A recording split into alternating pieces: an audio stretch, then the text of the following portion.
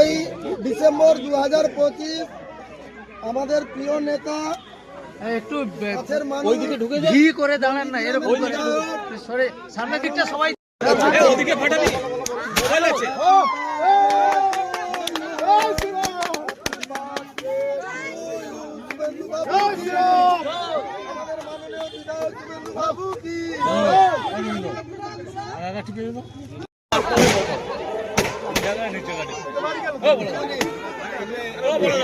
চাদরগুলো নিয়ে উনি সব ডিস্টার্ব করে দেবেন।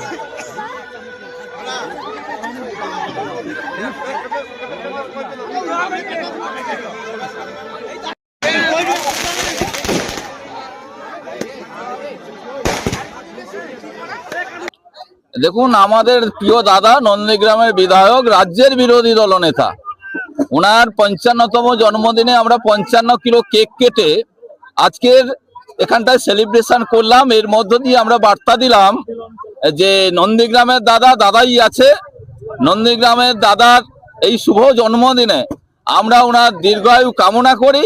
তার সঙ্গে আগামী দিনে ওনাকে রাজ্যের প্রধান কাণ্ডারি হিসাবে দেখতে চাই, এই আশা আকাঙ্ক্ষা এবং প্রার্থনা রেখে ওনার জন্মদিনে আমাদের এই শুভকামনা রইল। এর জন্যই আমরা এই আয়োজন করেছি। আমরা বস্ত্র দান করলাম, বয়স্ক যারা শীত বস্ত্র, বার্ধক্য যারা, তাদেরকে কিছু বস্ত্র দিয়েছি। আর আমরা কেক কেটে মূলত আমাদের সবাইকে আমন্ত্রণ করেছি। বিধায়কের এলাকায় যারা আছেন, যারা আসতে পেরেছেন তারা এসেছে।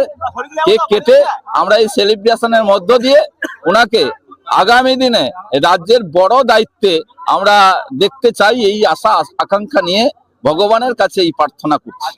এটা আমাদের দাদার বয়স 55, তাই 55 কেজি কেক কেটে আমরা সেলিব্রেশন করছি।